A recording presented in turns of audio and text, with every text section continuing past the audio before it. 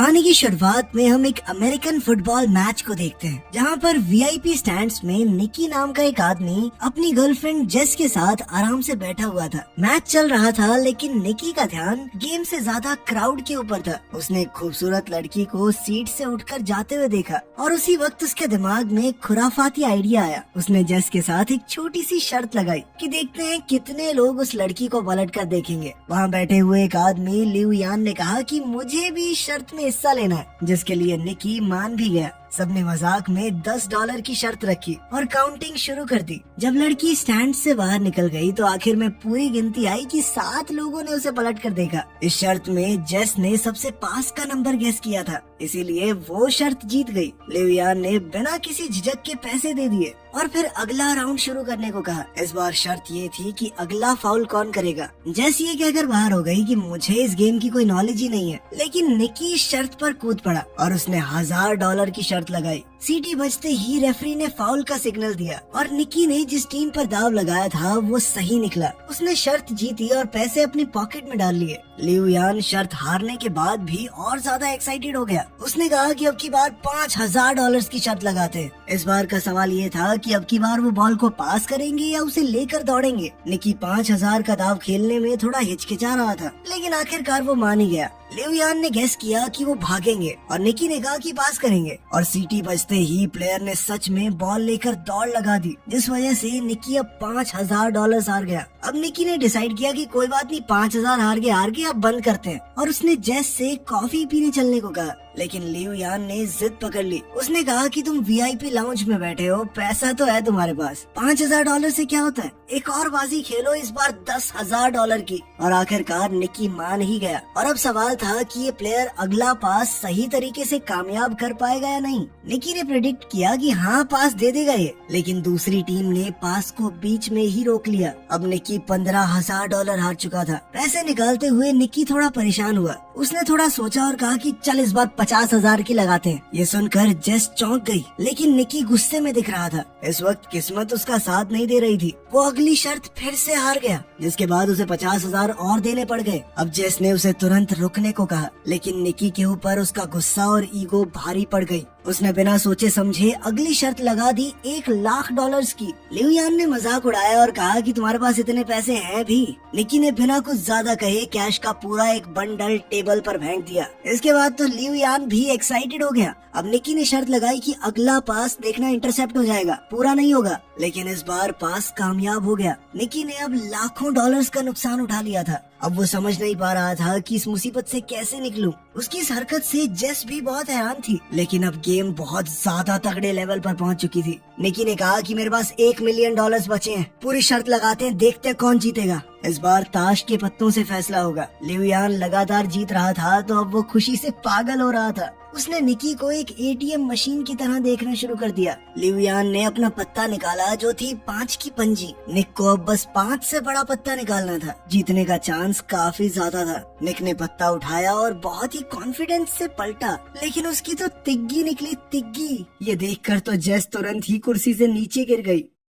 निकी ने जब game start की थी तो सिर्फ $4,000 लगाने का मूड था, लेकिन अब तक वो $1 मिलियन से ज्यादा हार चुका था, यानी लगभग 9 करोड़ रुपए के करीब। इस शर्मनाक हार के बाद उसके पास कहने को कुछ नहीं बचा था, तो उसने चुपचाप जेस का हाथ पकड़ा और उसे बाहर ले जाने लगा। उसका मन बहुत दुखी था, लेकिन लिऊ यान अभी भी उसे और चढ़ाने लगा। उसने कहा कि यही होता है बेटे उस्ताद के साथ खेलने का नतीजा। निकी ने रुक कर एक और शर्त लगाई, $2 मिलियन की। अब आइडिया थोड़ा नया था। निकी ने चैलेंज दिया कि लिऊ यान किसी भी रैंडम प्लेयर को दूरबीन से चुन सकता है, और अगर निकी ने उसका जर्सी नंबर सही से गैस कर लिया तो जीत उसकी। लिऊ यान इस बात से थोड़ा कंफ्यूज हो गया। उसने कहा कि ये तो भाई दिमाग पड़ने वाली बात हो गई। उसे लग रहा था मानो निकी अपने पैर पर खुद कुल्हाड़ी मार रहा है। उसे थोड़ा शक भी था कि कहीं निकी कुछ चीटिंग तो नहीं कर रहा। उसके शक को दूर करने के लिए निकी ने कहा कि चल मैं गेस भी नहीं करता, इस बार जेस करेगी गेस।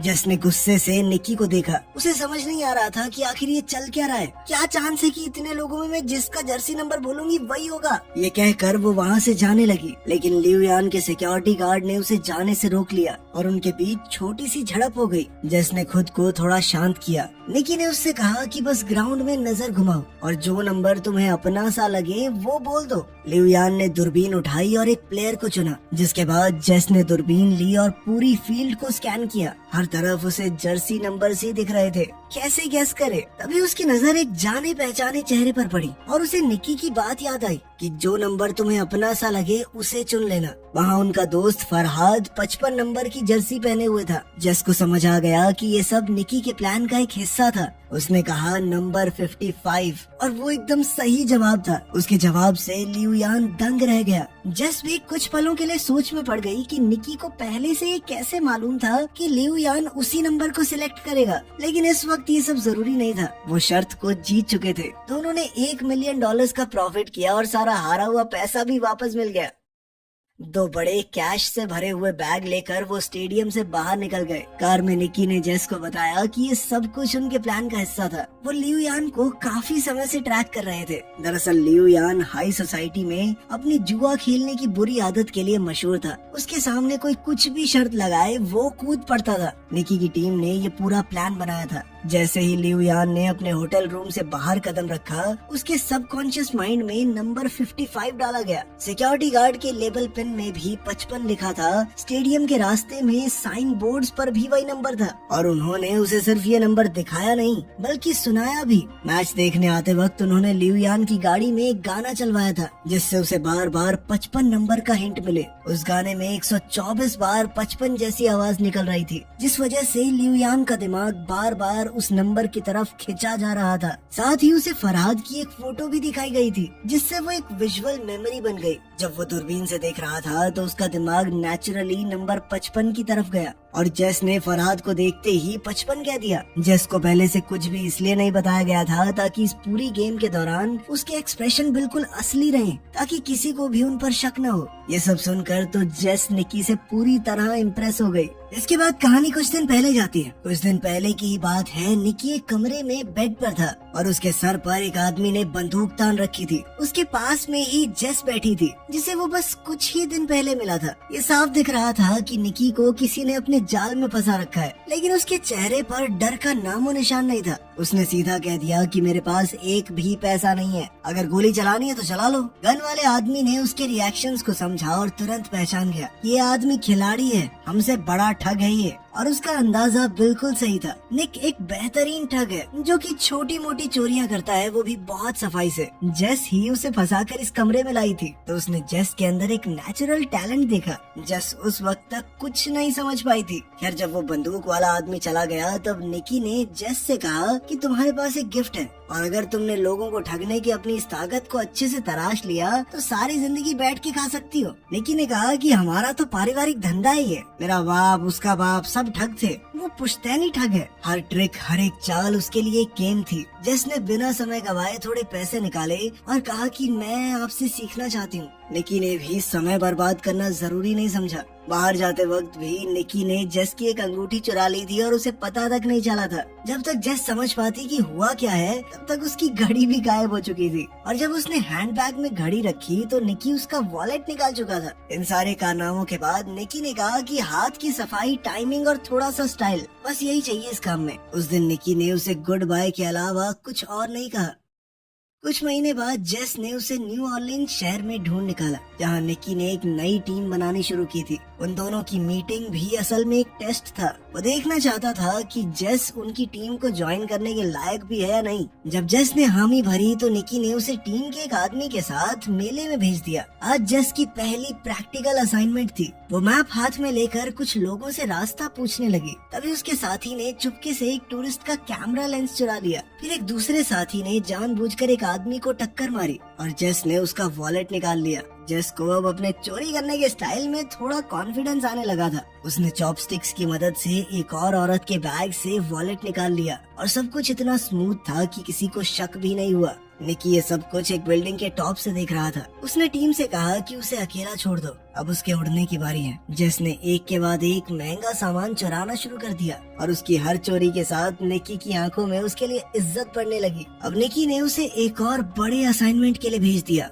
इस बार ये एक हाई टेक फ्रॉड था। खास तरह के लेंसेज की मदद से वो लोग दूसरों के पत्ते देख सकते थे और फिर अपने ओपोनेंट्स को आसानी से हरा देते। यहाँ पर क्रेडिट कार्ड चुराने का सिस्टम भी चल रहा था। कार्ड को चुरा कर चुपके से एक टीममेट के पास भेजा जाता, जहाँ एक डिवाइस उसकी डेटा को कॉपी करता और फिर वो कार्ड वापस उसी शख्स की पॉकेट में चला जाता। जब तक किसी को कुछ पता चलता तब तक पूरा अकाउंट खाली हो जाता। एक और ठगी का सिस्टम था, नकली एटीएम मशीन। जब भी कोई एटीएम से पैसे निकालता तो मशीन में उसका पिन अपने आप स्टोर हो जाता। फरहाद उस मशीन को चुपचाप हटाकर सारा डेटा ले जाता। सारे क्रेडिट कार्ड्स को अलग अलग कैटेगरीज में रखकर उनसे लग्जरी आइटम्स खरीदे जाते और आखिर में उनके डेटा को ब्लैक मार्केट में बेच दिया जाता। जेस ने एक दिन एक खूबसूरत नेकलेस देखा और पहन लिया, लेकिन निकी ने कहा कि इसे तुरंत उतार दो। उसने सख्ती से समझाया कि सारी चीजों को बेचना होगा, कुछ भी हमारा पर्सनल नहीं होना चाहिए। जेस पहली बार इतने बड़े लेवल की ठगी देख रही थी। चुराई हुई चीजों के पहाड़ के बीच में खड़े होने का फील कुछ और ही था। अगले दिन जेस और फरहाद एक अमीर इलाके में घूम रहे थे। उनका काम था नाटक करना। फरहाद बेहोश हो गया और जेस चिल्लाकर एक्टिंग करने लगी। प्लीज कोई हमारी मदद करो प्लीज। एक तरह की डिस्ट्रैक्शन थी जिसका फायदा टीम के बाकी लोगों ने आसपास के अमीरों का सामान चुरा कर उठाया और फिर पूरी टीम एक एम्बुलेंस में छुप कर निकल गई। ये सब कुछ इतना अच्छे से प्लान था कि कोई कुछ समझ ही नहीं पाया। उस रात उन सब ने मिलकर सेलिब्रेट किया। निकी ने सबकी तारीफ की क्योंकि सिर्फ एक हफ्ते में उन्होंने 1.2 मिलियन डॉलर कमा लिए थे। अगले दिन टीम के सभी लोग अलग होने वाले थे। सभी डॉक्यूमेंट्स को डिस्ट्रॉय कर दिया गया और सबको भरोसा दिलाया गया कि कुछ दिनों के अंदर तुम्हारे पैसे तुम्हारे बैंक अकाउंट में आ जाएंगे। लेकिन पुराने मेंबर जानते थे कि निकी का एक लास्ट मिशन अभी भी बाकी है। उन्होंने उसे 1.2 मिलियन कैश दिया और जेस के सामने वार्निंग भी दी कि इसे जुए में उड़ा मत देना। अगली सुबह निकी जेस को ले गया स्टेडियम के वीआईपी लाउंज में। उसने जेस के सामने पूरा तमाशा किया और उसे दिखाया कि कैसे कुछ ही मिनटों में हम मिलियन डॉलर्स कमा सकते हैं। जेस उस वक्त तक निकी के थोड़े थोड़े प्यार में पड़ने लगी थी। उसे लगने लगा था कि वो निकी की गर्लफ्रेंड है, तभी तो वो उसे ये सब कुछ दिखा रहा है। लेकिन निकी ने शुरुआत से ही उसे बस ठगी के लिए ही अपने ग्रुप में शामिल किया था। जब सब कुछ खत्म हो गया तो निकी ने उसे $80,000 कैश दिया और आखिर में कहा गुड बाय। जेस ने उसकी तरफ देखा, उसकी आंखों में आंसू थे। उसका दिल टूट गया था। एक तरफ वो निकी से सच में प्यार कर बैठी थी, दूसरी तरफ उसे ये भी लग रहा था कि $80,000 बहुत कम है, क्योंकि निकी ने अभी अभी $1 मिलियन कमाए थे। लेकिन निकी की दुनिया में जज्बातों के लिए कोई जगह नहीं थी और जेस ने अब उसका असली रंग देख लिया था। लगभग 3 साल बाद हम एक रेस कार को सर्विस स्टेशन में घुसते हुए देखते हैं और जल्द ही हमें निकी भी वहाँ नजर आया। उसकी आंखों में थकान थी और उसके चेहरे पर साफ लिखा हुआ था कि पैसे खत्म होने वाले हैं। लंच के वक्त उसकी एक रेस कार टीम के मालिक गरिया के साथ मीटिंग थी। गरिया की रिसर्च टीम ने EXR नाम का एक नया एल्गोरिदम डेवलप किया था, लेकिन वो इस एल्गोरिदम को और बढ़िया करके अपने जीतने के चांसेस और बढ़ाना चाहते थे। इसके लिए उन्होंने निकी को काम पर रखा। प्लान बिल्कुल सिंपल था। निकी उनका चीफ इंजीनियर होने का नाटक करेगा, फिर वो ऐसा दिखाएंगे कि उसके और गरिया के बीच में लड़ाई हो गई है ताकि दूसरी टीम्स उनके जाल में फंस सके। इसके बाद निकी फिर EXR का एक फेक वर्जन बेचेगा राइवल टीम को और असली सिस्टम गरिया की टीम इस्तेमाल करेगी, जिससे उनकी जीत पक्की हो जाएगी। डील के हिसाब से निकी को 1 मिलियन यूरोस मिलने वाले थे इस काम के लिए और फेक सिस्टम बेचने से जो कमाई होगी वो भी उसकी। निकी ने इस काम को मजाक समझा। इतना सिंपल स्कैम तो वो नींद में भी कर सकता था, लेकिन गरिया के बटलर को उस पर बिल्कुल भरोसा नहीं था। उसने सीधा निकी को धमकाते हुए कहा कि अगर कुछ भी गड़बड़ की ना तो गोली सीधी छाती में मारूंगा तेरी। निकी ने एक टक्सीडो पहना और शाम को एक पार्टी अटेंड करने के लिए निकल गया। उनका प्लान था भीड़ के बीच में अपना झगड़ा करना, और उनका प्लान तो तभी बिखर गया जब जेस ने एंट्री मारी, एक लाल ड्रेस में सीढ़ियों से उतरते हुए, और वो सीधा जाकर गरिया के गले लग गई। ये देखकर निकी का दिमाग घूम गया। उसने जेस को 3 साल से देखा ही नहीं था और अब वो किसी और के साथ थी, और वो भी उस आदमी के साथ जिसने निकी को काम पर रखा है। जेस ने आराम से निकी के पास आकर कहा कि अब मैं कोई ठग नहीं हूँ और जो कुछ भी 3 साल पहले हुआ था अब उन बातों का कोई मतलब नहीं। उसने ये भी कहा कि गरिया को निकी और उसके बीच के पुराने रिश्तों के बारे में कुछ नहीं पता और कहा कि अगर ये बात दबी रहे तो ही बेहतर होगा। ये सब सुनकर निकी का खून खौल गया। उसने वोडका का ग्लास उठाया और एक ही बार में खाली कर दिया। पहले उसे लड़ने के लिए एक्टिंग करने की जरूरत थी, अब तो उसे वैसे ही खुंदक आ रही थी गरिया पे, और उसने सबके सामने जबरदस्त झगड़ा किया। ये ड्रामा राइवल रेसिंग टीम को बहुत पसंद आया। जल्द ही सिक्योरिटी ने उसे पार्टी से निकाल दिया, लेकिन अब राइवल टीम का बिजनेस कार्ड उसके हाथ में आ चुका था। अगली सुबह निकी मैक्लारेन टीम के मालिक से मिला। उसने सीधी बात की कि 3 मिलियन यूरोस लगेंगे, EXR सिस्टम बेचना चाहता हूँ मैं। रेस कार के मालिक के पास पैसों की कमी नहीं थी, तो मोल भाव की जरूरत ही नहीं पड़ी। उन्होंने तुरंत ट्रैक को टेस्ट किया और रिजल्ट देखकर मालिक का चेहरा खिल गया। निकी ने भरोसा दिलाया कि 48 घंटे में पूरा सॉफ्टवेयर मिल जाएगा। दूसरी तरफ जेस सड़क पर फरहाद से मिली। फरहाद को निकी ने भेजा था। उसने जेस को बताया कि 3 साल पहले निकी का चले जाना जरूरी था, उनके पास कोई चॉइस नहीं थी। उसने कहा कि निकी अब भी जेस से प्यार करता है। फरहाद ने एक बक्सा जेस को दिया, जिसके अंदर वही नेकलेस था जो जेस को पसंद आया था। इस बात की कोई गारंटी नहीं थी कि वो असली है या नकली, लेकिन उस बात से फर्क नहीं पड़ता था। उस नेकलेस को देखकर जेस का मन पिघल गया। जेस के मुंह से तो ये निकला कि वो निकी पर भरोसा नहीं कर सकती, लेकिन उसकी आंखों में कुछ और ही लिखा था। वो अब भी उसके लिए कुछ तो महसूस करती थी।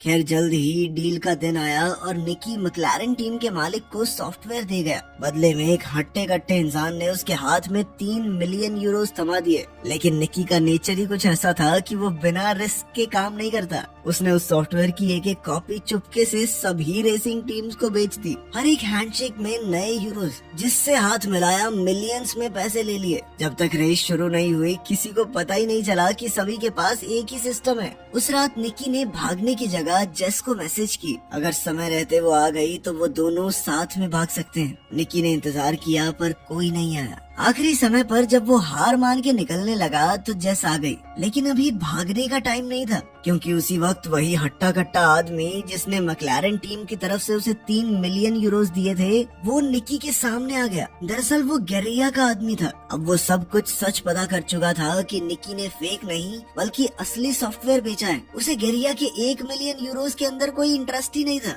अब वो अपना पूरा गियर पहनकर निकी की कार से जानबूझकर टकरा गया। निकी और जेस एक घातक एक्सीडेंट के बाद पकड़े गए। उन दोनों को बांधने के बाद सारा कैश गरिया के सामने रख दिया गया। निकी की इस हरकत से गरिया बहुत गुस्से में था। उसने इस प्रोग्राम को बनाने में 40 मिलियन यूरोस लगाए थे और अब सारे के सारे बर्बाद हो चुके थे। सबसे बड़ी बात तो ये थी कि गरिया समझ ही नहीं पाया कि निकी ने असली सॉफ्टवेयर कैसे चुरा लिया। जब निकी ने कुछ नहीं बताया तो गरिया ने जेस का नाक दबा दिया, जिसके बाद उसकी सांसें रुकने लगी और निकी ये देखकर टूट गया। उसने सब कुछ बताया कि उसने जेस का अपने लिए पुराना प्यार जगाकर उसे एक नेकलेस पहना दिया, जिसके अंदर एक खास चिप लगी हुई थी। जैसे ही गरिया ने वो सॉफ्टवेयर खोला, उस नेकलेस के जरिए निकी ने उसका पासवर्ड और डेटा चुरा लिया। ये सुनकर तो जेस का दिल टूट गया। उसकी आंखों से आंसू बहने लगे, पर गरिया और उसके लोग हंसने लगे। उन्हें कहानी तो अच्छी लगी, लेकिन उन्हें निकी की बात पर भरोसा नहीं हुआ। गरिया ने बताया कि जेस उसकी कोई गर्लफ्रेंड नहीं थी। मैं जानता हूँ ये पैसों के लिए मेरे साथ थी। उधर जेस ने भी कबूल किया कि वो सिर्फ उसकी महंगी घड़ियों की कलेक्शन चुराना चाहती थी। निकी इस बात से हैरान था कि जेस ने उसे जलाने के लिए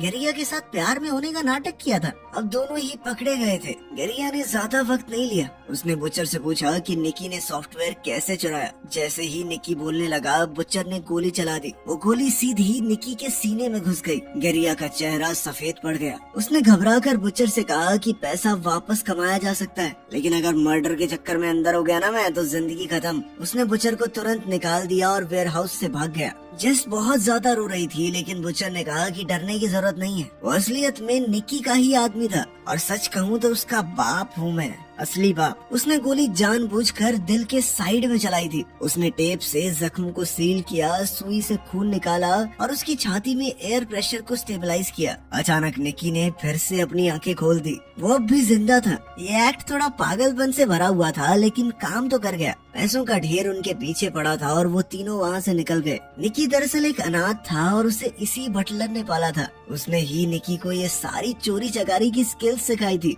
रूल था कि कभी इमोशनल मत होना, लेकिन अब निकी सच में जेस से प्यार करने लगा था। बटलर ने दोनों को एक सड़क किनारे छोड़ा और सारे पैसे लेकर चला गया। निकी के हाथ कुछ भी नहीं आया, लेकिन हॉस्पिटल जाते हुए निकी ने गाड़ी में देखा कि गरिया की 2 लाख यूरोस की घड़ी जेस के हाथ में थी। दोनों ने एक दूसरे को देखा और मुस्कुरा दिए। इस चालबाजी और हाथ की सफाई के साथ वो दुनिया के किसी भी कोने में भूखे तो नहीं मरे।